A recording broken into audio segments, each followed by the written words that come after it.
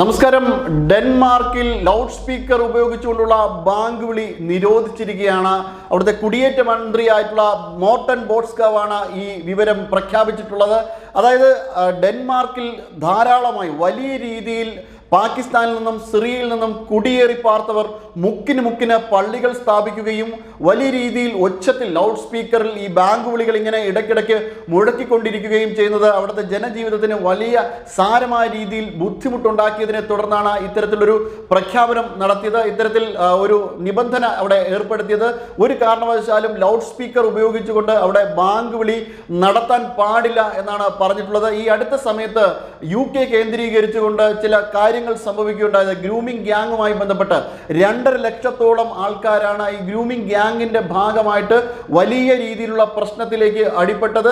അതായത് ചെറിയ കുട്ടികൾ പോലും ഇവരുടെ ഇരയായി മാറിയിട്ടുണ്ടായിരുന്നു. ഇതിന്റെ ഒരു സൂചന അദ്ദേഹം നൽകിയിട്ട്, അതായത് മോർട്ടൻ ബോട്സ്കാവ് ഇതുമായി ബന്ധപ്പെട്ടൊരു സൂചന കൂടി നൽകിയിട്ടുണ്ടായിരുന്നു. അതായത് പാകിസ്ഥാന്റെ ഒരു പ്രാന്തപ്രദേശമായിട്ട് ഡെൻമാർക്ക് അറിയപ്പെടാൻ ആഗ്രഹിക്കുന്നില്ല എന്നൊരു പ്രഖ്യാപനം കൂടി അദ്ദേഹം നടത്തിയിട്ടുണ്ടായിരുന്നു.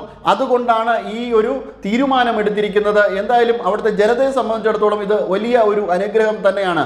അല്ലെങ്കിൽ ഇടയിൽ ഇത്തരത്തിൽ ഉള്ള ബാങ്ക് വിളികൾ ലൗഡ് സ്പീക്കറിൽ, അതും വലിയ ഉച്ചത്തിലാണ് ലൗഡ് സ്പീക്കർ വെച്ചുകൊണ്ടിരിക്കുന്നത്. അതോടൊപ്പം തന്നെ തെരുവോരങ്ങളിൽ ഇവർ നിസ്കരിക്കുന്ന ഒരു കാര്യമുണ്ട്. ഇലോൺ മസ്ക് പോലും കഴിഞ്ഞ ദിവസങ്ങളിൽ ഇത്തരത്തിലൊരു ദൃശ്യം പങ്കുവച്ചിട്ടുണ്ടായിരുന്നു.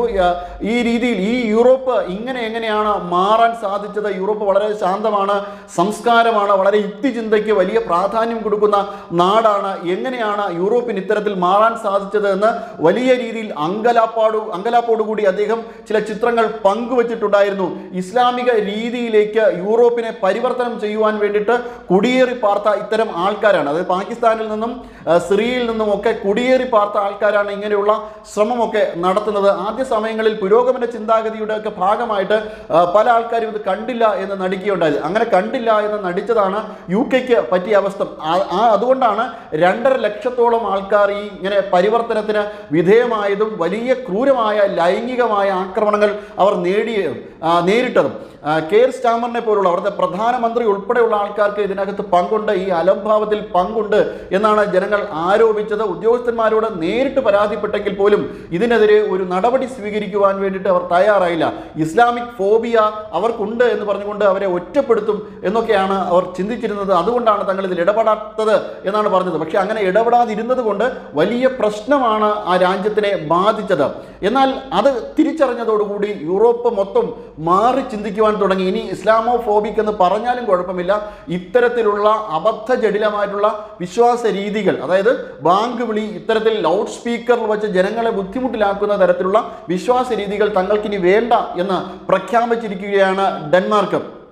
ഇങ്ങ് ഭാരതത്തിലും ഇതിൻ്റെ ഒരു മാതൃകയിൽ പല കാര്യങ്ങളും സംഭവിച്ചിട്ടുണ്ട്. ഇതിനോടകം തന്നെ UP ഉൾപ്പെടെയുള്ള സംസ്ഥാനങ്ങളിൽ ഈ ബാങ്ക് വിളികൾ പരസ്യമായ രീതിയിൽ ഉച്ചത്തിലുള്ള ബാങ്ക് വിളികൾ നിരോധിച്ചിട്ടുണ്ടായിരുന്നു. പശ്ചിമ ബംഗാൾ ഈ അടുത്ത സമയത്ത് നിരോധിച്ചിട്ടുണ്ടായിരുന്നു.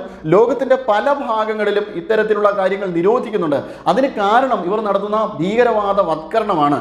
വിശ്വാസത്തിൻ്റെ രീതിയിലേക്ക് കൊണ്ടുവന്നതിന് ശേഷം അതികഠിനമായ വിശ്വാസങ്ങൾ അടിച്ചേൽപ്പിക്കുകയും ഒക്കെ ചെയ്തുകൊണ്ടാണ് അവർ ഈ ഭീകരവാദത്തിലേക്ക് ആൾക്കാരെ നയിക്കുന്നത്. ഇപ്പോൾ യൂറോപ്പിൻ്റെ പല ഭാഗങ്ങളിലേക്കും ചെന്ന് കണ്ടു കഴിഞ്ഞാൽ നമുക്ക് മനസ്സിലാകും.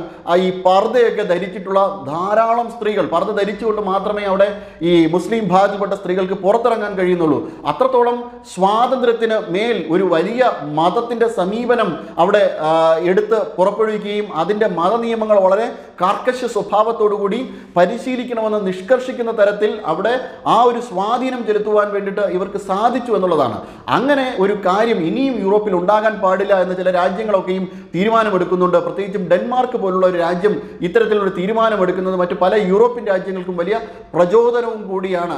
ഡെൻമാർക്കിനെ കുറിച്ച് നമുക്ക് പലർക്കും കൃത്യമായൊരു ധാരണയുണ്ട്. അതായത് ഡെൻമാർക്ക് ഹാപ്പിനെസ് ഇൻഡെക്സിലടക്കം വലിയ HD ഇൻഡെക്സിൽ 10 ഏകദേശം 9.5 ഒക്കെയാണ് ഡെൻമാർക്കിന് കിട്ടുന്ന പോയിന്റ്. അത്തരത്തിൽ വലിയ മാനവശേഷി സൂചികയിൽ വലിയ രീതിയിലുള്ള പോയിന്റ് വർധനവും വലിയ രീതിയിലുള്ള കഴിവും പ്രകടിപ്പിച്ചിട്ടുള്ള രാജ്യമാണ് ഡെൻമാർക്ക്.